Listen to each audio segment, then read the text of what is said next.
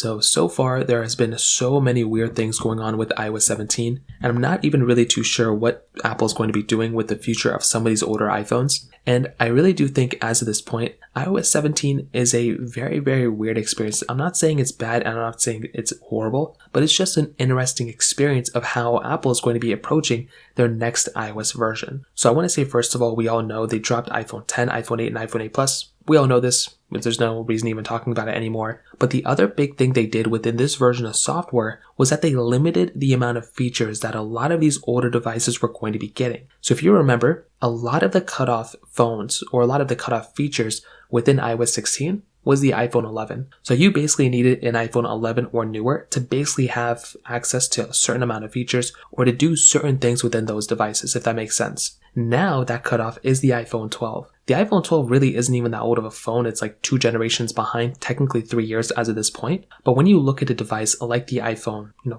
11, for example, that device should be able to still have a lot of those features. And it's weird that, the iPhone 11 isn't getting some really cool feature that Apple highlighted within iOS 17, their keynote, when in reality it could have easily supported it. And it's even weirder because iOS 17 isn't even that big of an update to begin with. It's not like iOS 17 brought tons of cool features and tons of new changes. There's lots of nice to have features, there's lots of cool things added. But when we take a look at what iOS 14 brought, we take a look at what iOS 16 brought, when we take a look at what iOS 17 brought, there's really no reason why Apple should have even decreased the amount of devices supported. But also it's very weird that Apple went through and decreased the amount of features that each individual device was going to be getting as well. Now, one other thing, the battery test that I've been doing on iOS 17 has been showcasing to me that the battery life on these older iPhones, the iPhone XS, iPhone XR, iPhone 11, are substantially worse than the iPhone 12. So it is also another very interesting thing from the 2 battery tests that I've done that the iPhone 12 is lasting significantly longer than the iPhone 11 and the other iPhones before that. But it's also not insanely surprising because I saw the same things almost going on with iOS 16. So it's not like the end of the world or anything here, but it is also one of those other things